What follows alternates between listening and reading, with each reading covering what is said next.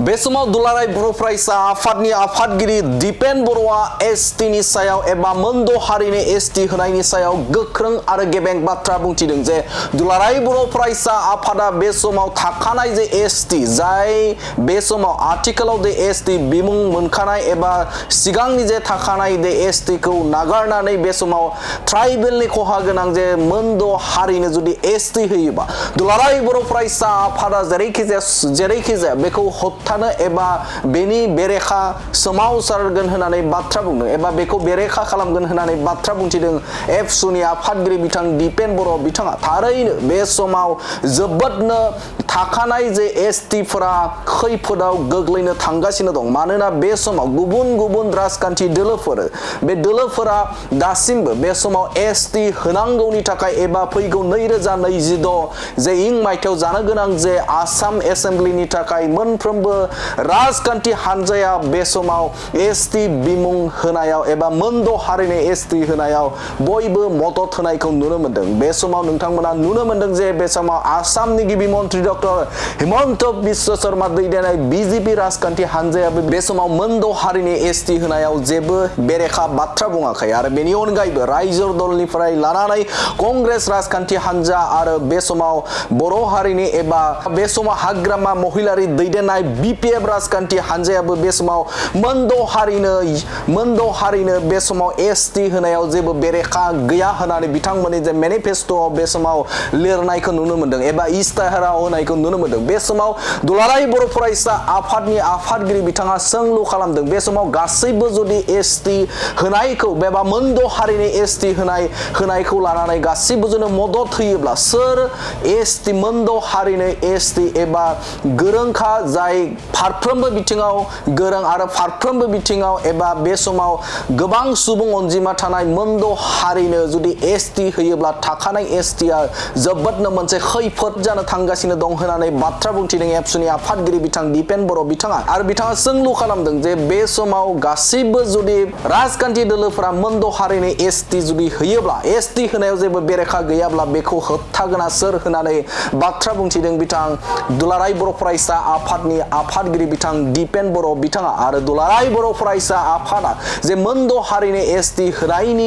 होनायखौ लानानै जेरै आयेन बायदियै बे समाव मोनद' हारिनो जुदि एसटि होयोब्ला थाखानाय जाखिनि एसटि दङ बे एसटि नि जेबो बेरेखा एबा हेंथा जुदि खामानि मावालासिनो बे समाव सोरखारा हाबा मावनांगौ बे बाथ्राखौ फोरमायथिदों एबसुनि आफादगिरि बिथां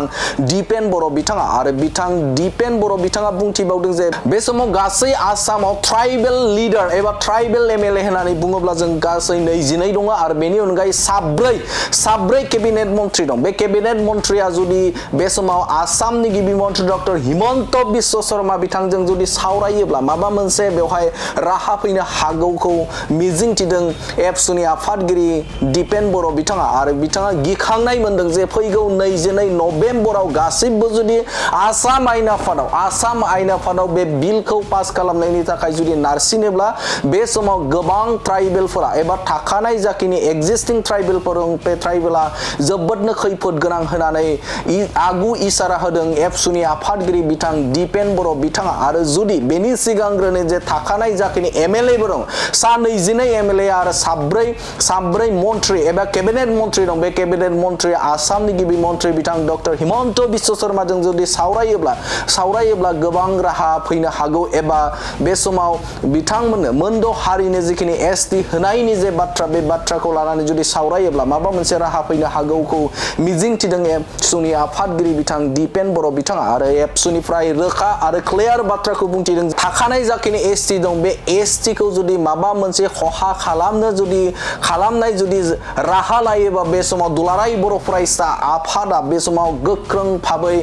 बेनि बेरेखा एबा हेंथा खामानि मावगोन एबा बे समाव बेखौ लाखिनो थाखाय खामानि मावगोनखौ बाथ्रा बुंथिदों एबसुनि आफादगिरि बिथां दिपेन बर' बिथाङा बे समाव एबसुनिफ्राय रोखा बाथ्राखौ फोरमायथिदों जे मोनद' हारिनो जुदि एसटि होयोब्ला बेनि बेरेखा दुलाराय बर' फरायसा आफादा जेब्लाबो गसंथागोननि बाथ्रा बुंथिदों एबसुनि आफादगिरि बिथां दिपेन बर' बिथाङा मोनद' हारिखौ गोदानै एसटि थिसननो नागिरनाय बे दाबि बे प्रसेसा गोदान नङा। आसामाव मोनद' हारिखौ गोदान एसटि थिसननो नागिरनाय बे दाबिया गोलाव समनि आरो फैयै फैयै 2019आव भारतनि पार्लियामेन्टआव रायजोसभायाव बेखौ बे बिलखौ टेबोल खालामनाय जादोंमोन नाथाय बेखौ पास खालामनाय जायाखै खिन्थु बे बिला थैयाखै दायो दा बेखायनो साननो गोनाङा जाहैबाय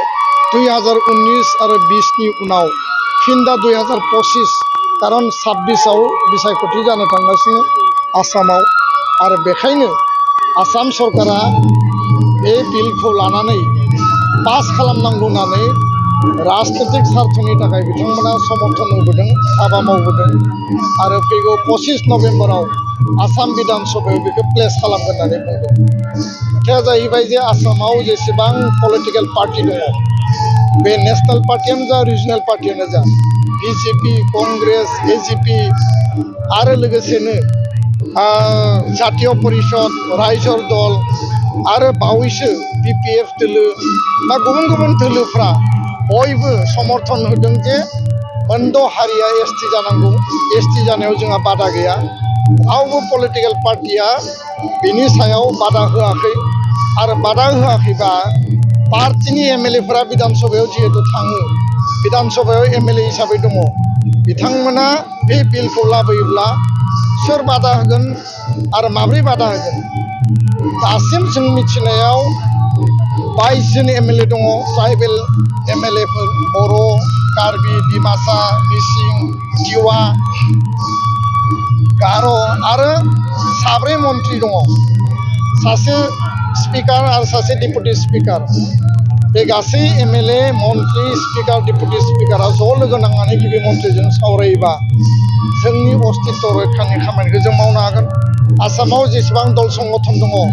एक्सेप्ट ट्राइबेल संगठननि बादै मोन 14 ट्राइबेल जनगोष्ठीनि बादै जातीय आफादनि बादै गासैबो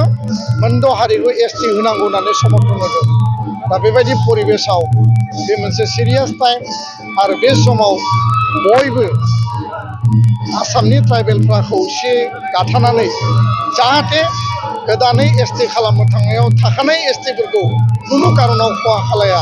बे बिथिंखौ नोजोर बोनानै बयबो खामानि मावनांगौ आरो एबसुनि स्टेन्डआ क्लियार एक्जिस्टिं एसटिनि reservation right and privilege constitutional प्रभिजनखौ खर्ब खालामनानै गोदानै जुदि एसटि होयोब्ला